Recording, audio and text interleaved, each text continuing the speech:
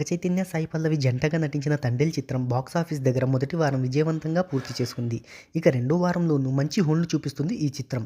ఇప్పటి వరకు 100 కోట్లకు పైగా గ్రాస్ వసూళ్లను సాధించి నాగచైతన్య కెరీర్‌లో బెస్ట్ మూవీగా నిలిచింది.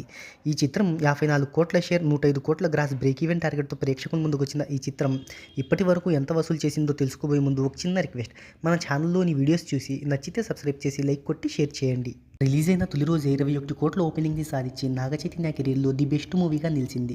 ఇక అదే జోరును కంటిన్యూ చేస్తూ రెండవ రోజు 41 కోట్లను సాధించి 2 రోజుల్లో 41 కోట్ల గ్రాస్‌ను సాధించింది ఈ చిత్రం. వీకెండ్‌లో మంచి కలెక్షన్లతో పాటు వర్కింగ్ డేస్‌లోనూ మంచి హోల్డ్‌ను చూపిస్తుంది ఈ చిత్రం. రెండవ వారంలో 9వ రోజున 4 కోట్ల ఓపెనింగ్‌ని సాధించిన ఈ చిత్రం ఆ కలెక్షన్లతో 100 కోట్ల క్లబ్‌లోకి ఎంట్రీ అయింది.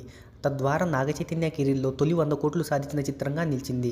ఇక 10వ వీకెండ్ అవ్వడంతో 3.10 కోట్ల గ్రాస్ ఓపెనింగ్స్‌ని సాధించింది ఈ చిత్రం.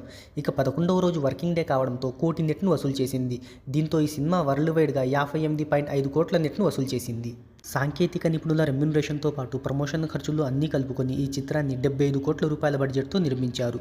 54 కోట్ల షేర్, 105 కోట్ల గ్రాస్ బ్రేక్ ఈవెన్ టార్గెట్‌తో ప్రేక్షకుల ముందుకొచ్చిన ఈ చిత్రం ఇప్పటి వరకు 58 కోట్ల షేర్‌ను సాధించి 4 కోట్ల ప్రాఫిట్‌ను తెచ్చిపెట్టింది.